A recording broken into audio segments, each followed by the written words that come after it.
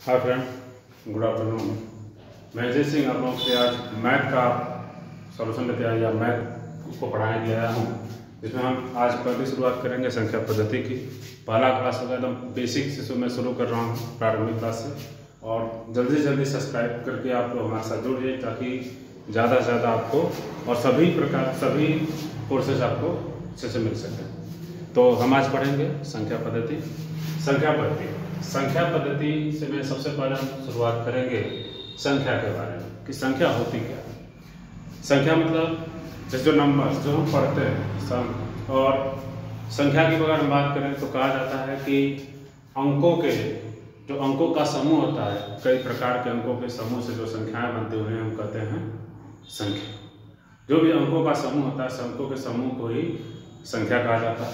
और संख्या देखेंगे तो संख्याएं कितनी प्रकार की होती है? संख्याएं दो प्रकार की। इनमें से एक वास्तविक संख्या होती है और एक काल्पनिक संख्या होती है। वास्तविक संख्या और काल्पनिक संख्या। वास्तविक संख्या और काल्पनिक संख्या क्या होती है? वास्तविक संख्या वे संख्या होती हैं जिनका मान हम प्राप्त कर सकते हैं, जिनका मान हम सरलता से प्राप्त कर सकते हैं।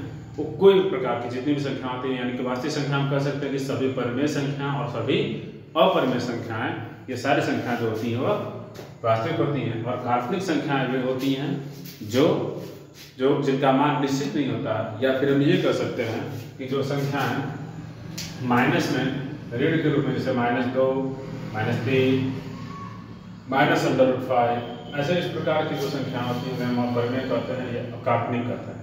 अपरिमेय नहीं, काल्पनिक कहते हैं। अब हम बात करेंगे वास्तविक संख्या। तो वास्तविक संख्या दो प्रकार की होती है। एक संख्या होती है परिमेय और दूसरी होती है अपरिमेय। परिमेय संख्या, अपरिमेय संख्या, दूसरी अपरिमेय संख्या। परिमेय संख्याएं क्या होती है? परिमेय संख्याएं तो वे सभी संख्याएं जो P/Q के रूप में पाई जाती है। वे सभी संख्याएं जो P/Q के रूप में पाई जाती है, यानी जिनमें अंश होता है और जिनमें हर होता है, उन्हें हम कहते हैं परिमेय संख्या। और कभी भी किसी भी परिमेय संख्या का जो हर होता है अर्थात जो Q होता है वह कभी 0 नहीं हो सकता, क्योंकि अगर 0 होगा तो वैल्यू हो जाएगी इनफाइनाइट। तो कभी भी किसी परिमेय संख्या की वैल्यू इनफाइनाइट नहीं हो सकती। तो P/Q के रूप में लिखेंगे और हमेशा जो हर होगा वह 0 कभी नहीं हो सकता, वो हमेशा कुछ ना कुछ का मान होगा। और रही बात अपरिमेय संख्या की, तो अपरिमेय संख्या वे संख्या जिनको हम व्यक्त नहीं कर सकते P/Q के रूप में सरलता से, तो इसको हम व्यक्त नहीं कर सकते, वो सब क्या कहेंगे? अपरिमेय संख्या। जैसे अपरिमेय संख्या का मतलब, जैसे हम कह लें कि कड़ी में 2 है, अपरिमेय संख्या। पाई है, अपरिमेय संख्या। कड़ी में 3 है, अपरिमेय संख्या। 1/2 है, अपरिमेय संख्या। ठीक है, √1/2 है, वो क्या है? अपरिमेय संख्या। √2, √3, 1/2 पाई, ये क्या? अपरिमेय संख्या। अब पाई में एक शब्द होता है कि पाई को लोग कहते हैं कि पाई का मान तो 22/7 होता है, तो 22/7 तो इसमें आंसर आ रहा है, तो परिमेय संख्या होनी चाहिए। लेकिन 22/7 भले है, लेकिन ये परिमेय नहीं हो सकता। रीजन क्या है?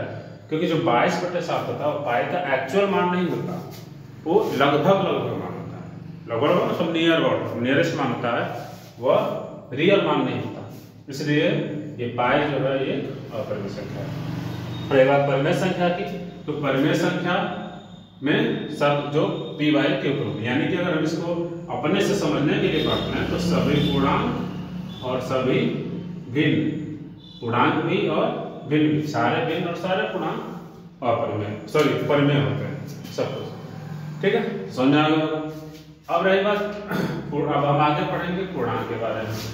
तो पूर्णांक क्या होते हैं? पूर्णांक क्या होते हैं? तो पूर्णांक का मतलब होता है कि जितनी भी संख्या पढ़ते हैं, मतलब उनमें हर अंश की बात नहीं होती, यानी कोई भिन्नात्मक नहीं होती। भिन्नात्मक संख्याओं को छोड़ करके जो भी शेष संख्या होती हैं, यानी कि चाहे वो धन में हो या फिर ऋण में हो, धन में भी सभी संख्याएं और ऋण में भी संख्या, और साथ साथ 0 को लेके, तो 0 से सभी संख्याओं को हम कहते हैं पूर्णांक। यानी अगर हम कहें तो ये भी कह सकते हैं कि -अनंत से शुरू होने वाली सभी संख्याएं और 0 सहित प्लस अनंत तक जाने वाली सभी संख्याओं को हम क्या कहेंगे? पूर्णांक प्लस अनंत जाने वाली सभी संख्याओं को। और ये भी दो प्रकार का होता है, कुछ इसमें धन पूर्णांक होते हैं और कुछ इसमें ऋण पूर्णांक होते हैं। धन पूर्णांक जो संख्या 1, 2, 3 डॉटेड प्लस अनंत तक होता है, और ऋण पूर्णांक जो होते हैं वह ऋण 1, ऋण 2, ऋण 3 डॉटेड माइनस अनंत तक होता है। इसको हम अगर हम छोटे से बड़े में लिखें तो पहले माइनस अनंत लिखेंगे, फिर डॉटेड करेंगे -3, -2, -1 ऐसे करेंगे। अब ध्यान दीजिएगा थोड़ा सा कि पूर्णांक तो हमने बताया कि माइनस अनंत से प्लस अनंत तक, लेकिन जीरो को छोड़ दिया। तो जीरो को छोड़ दिया तो जीरो क्या है, जीरो ना तो धन है और ना ही ऋण है, उसे धन पूर्णांक में भी नहीं रह सकते और ऋण पूर्णांक में नहीं रह सकते। यानी कि शून्य क्या है, शून्य ना तो धन है और न ही ऋण है। शून्य धन भी नहीं है और शून्य ऋण भी नहीं है। तो समझ में आ रहा होगा दोस्तों।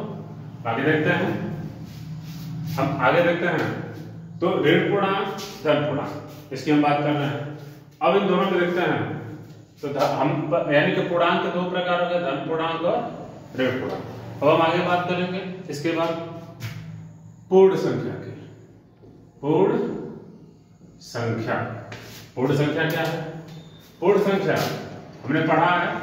पूर्ण संख्या जब हम प्राकृतिक संख्याओं में जब भी प्राकृतिक संख्याओं में को जीरो सहित काउंट कर लें, जीरो से जैसे 0, 1, 2, 3, 4 ऐसे डॉटेड प्राकृतिक संख्याओं के साथ जीरो को लगा देने पर वो संख्या क्या हो जाती है, पूर्ण हो जाती है। मतलब जीरो सहित अगर हम प्राकृतिक को जीरो से प्राकृतिक संख्या को काउंट करें तो हो जाती है हमारी पूर्ण संख्या। और इसके बाद हम प्राकृतिक संख्या के बारे में जैसा कि आप लोग जानते भी होंगे, शुरू से पढ़ते हैं, तो प्राकृतिक संख्या क्या होती है, जो काउंटेबल थे, मतलब जिसको हम गिनते हैं, जो हमारे गणना में आती है, जिसको हम काउंट करते हैं। तो गिनती तो हम कभी 0 से 5 से 10 से शुरू नहीं करते, हमेशा गिनती 1 से शुरू होती है। तो 1 से शुरू होती है, इसलिए प्राकृतिक संख्या हमारी होती है 1, 2, 3, 4 ऐसे डॉटेड। इसे हम कहते हैं प्राकृतिक संख्या। अब हमने पढ़ लिया प्राकृतिक, पूर्णांक, पूर्ण, परिमेय, अपरिमेय सब हमने देख लिया। अब रही बात आगे और भी संख्याओं के प्रकार होते हैं। तो संख्याओं के प्रकार में सबसे पहले हम पढ़ेंगे सम संख्या कि सम संख्या क्या होती है। सम संख्या क्या होती है? तो सम संख्या वे संख्या, सम संख्या वे संख्या, अगर हम इसकी डेफिनेशन लिखें तो वे संख्याएं जो 2 से विभाज्य हो, वे संख्याएं जो 2 से विभाज्य हो, सम संख्याएं कहलाती हैं। अर्थात वे सभी संख्याएं जो 2 से विभाज्य हो वे सम संख्याएं कहलाती हैं। अर्थात हम ऐसे भी समझ सकते हैं कि वे सभी संख्याएं जिनका इकाई का अंक 0, 2, 4, 6, 8 यानी कि जो भी सम संख्या होंगी उन सम संख्याओं का हमेशा जो इकाई का अंक होगा, इकाई समझते होंगे, जो पहला अंक होता है दाहिने हाथ की तरफ से, हमारा दाहिना तरफ जो पहला अंक होता है उसे हम इकाई बोलते हैं।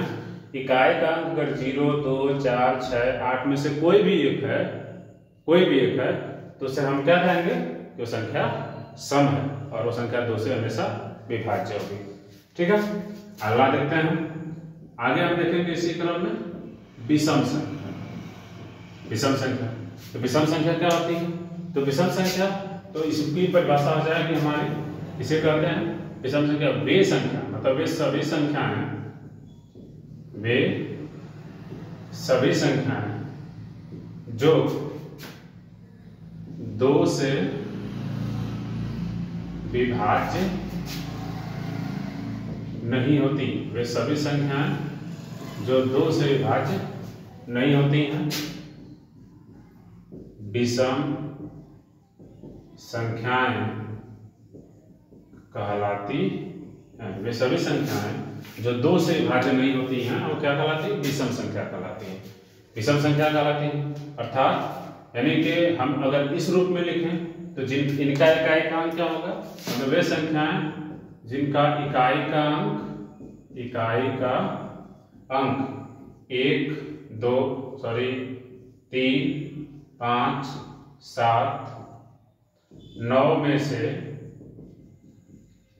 में से कोई एक हो, इसे हम विषम संख्या कहेंगे। ठीक है, मतलब ऐसी संख्या जिनके इकाई के अंक 1 3 5 7 9 में से कोई एक हो, उसे हम क्या कहेंगे? विषम संख्या कहेंगे।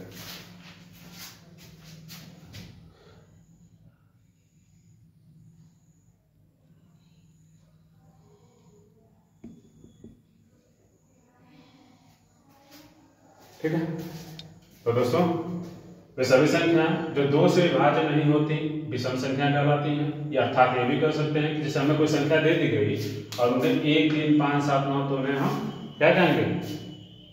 विषम संख्या कहेंगे। अब थोड़ा सा हम इनको समझ लेते हैं उदाहरण के रूप में दोनों को। जैसे सपोज करिए हमसे कहा जाता है कि 1 से 50 तक की सम व विषम संख्याएं लिखिए, ये कहा जाए। तो हम क्या करेंगे?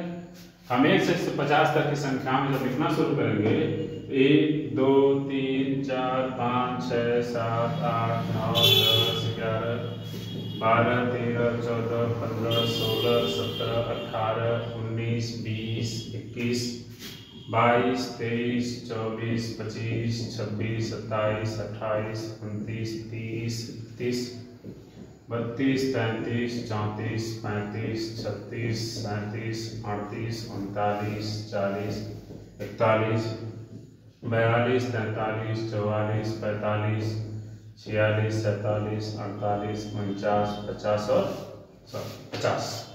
अब इन 50 संख्याओं में अगर हमको सम विषम छापना तो हम क्या करेंगे? 2 से कटने वाली सभी संख्या, तो 2 से कटने वाली सभी संख्याओं को मार्क कर लेते हैं।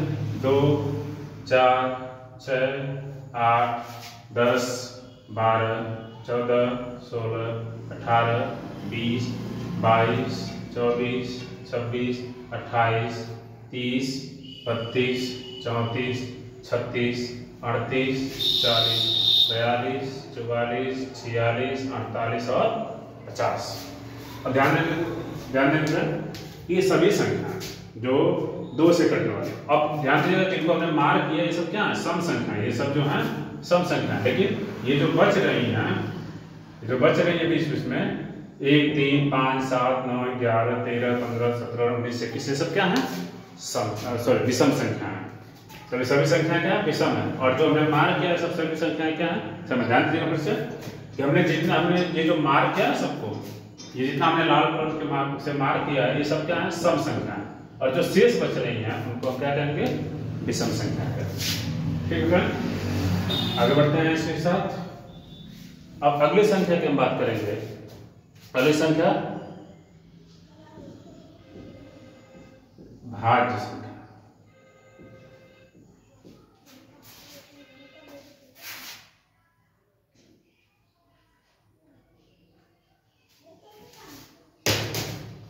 अगली संख्या हम पढ़ेंगे। अगली संख्या देखते हैं। अगली संख्या होगी भाज्य संख्या, या भाज्य संख्या को यौगिक संख्या भी कहा जाता है। भाज्य संख्या को यौगिक संख्या भी कहा जाता है। यौगिक संख्या या भाज्य संख्या, तो हम ये कहेंगे जैसे वे सभी संख्या, जैसे हमारे पास जो भी संख्या है हमने नंबर्स पढ़ लिए हैं, तो जिन संख्याओं को हम भी भाज्य करें, मतलब कोई पढ़ा पढ़े और संख्या आ जाए तो संख्या कहेंगे भाज्य कहेंगे।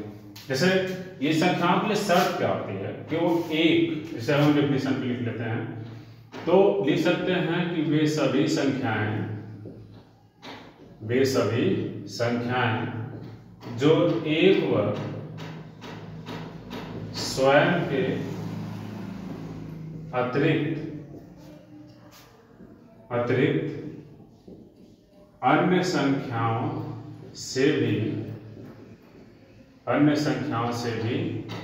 विभाज्य हैं।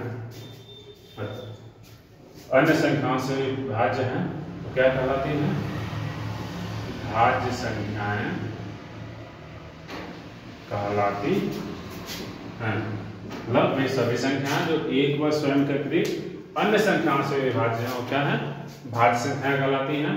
अभी क्या है? ये जो भाज्य संख्या है ये सम भाज्य संख्याएं भाज्य संख्याएं सम व विषम दोनों प्रकार की हो सकती हैं। भाज्य संख्याएं सम भी हो सकती हैं और विषम भी हो सकती हैं। जैसे देखिए 4 हमारा भाज्य है, 6 भाज्य है, 8 भाज्य है, 9 भाज्य है, 10, 12, 14, 15, 16, 18, 20 डाटे ये सब क्या है भाज्य संख्या। अब यहाँ ध्यान देंगे तो ये 4, 6, 8, 10, 12, 14, 16, 18, 20 तो सम है, लेकिन यहाँ देखिए 9 भी सम है, 15 भी सम है, 10 21 भी आएगा, 25 भी आएगा, विषम होगा, 27 भी क्या है भाज्य होगा, विषम। ठीक है दोस्तों, तो ये है। आगे बढ़ते हैं तो भाज्य समझ में आ गया होगा, हमें उम्मीद है कि भाज्य आपको समझ में आ गया होगा कि एक बार देख लेते हैं कि भाज्य सभी संख्याएं जो मतलब सभी संख्याएं जो एक व स्वयं के अतिरिक्त अन्य संख्याओं से विभाजित है, किस यानी किसी भी संख्या से, पूरे होल नंबर में किसी भी संख्या से अगर वो भाज्य हैं, कट रही हैं तो वो भाज्य होंगी। ठीक है, आगे बढ़ते हैं, अगली संख्या देखते हैं। अगली संख्या होगी अभाज्य संख्या। अगली संख्या होगी हमारी अभाज्य संख्या, या इसी को बोलते हैं रूढ़ संख्या। इसे क्या बोलेंगे, रूढ़ संख्याएं। तो अभाज्य संख्या, अभाज्य संख्या या रूढ़ संख्या। तो अभाज्य संख्याएं क्या होती हैं, तो वे सभी संख्याएं जो एक व स्वयं से, ये सभी संख्याएं जो केवल एक व स्वयं से विभाज्य होती हैं, स्वयं से विभाज्य होती हैं, उन्हें अभाज्य संख्याएं कहते हैं। और वे सभी संख्याएं जो एक व स्वयं से विभाज्य होती हैं, अर्थात एक और स्वयं के अतिरिक्त किसी और से विभाज्य नहीं होती, उन्हें हम क्या कहेंगे, अभाज्य संख्याएं कहेंगे।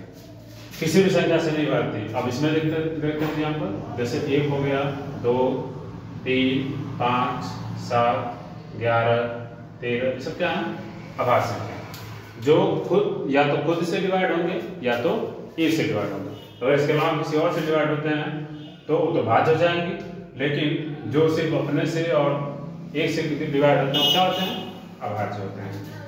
अब एक संख्या देख रहे होंगे आप 2, तो 2 एकमात्र ऐसी संख्या है, एकमात्र संख्या है जो सम है और अभाज्य भी। 2 एकमात्र ऐसी संख्या है जो सम भी है और अभाज्य भी है।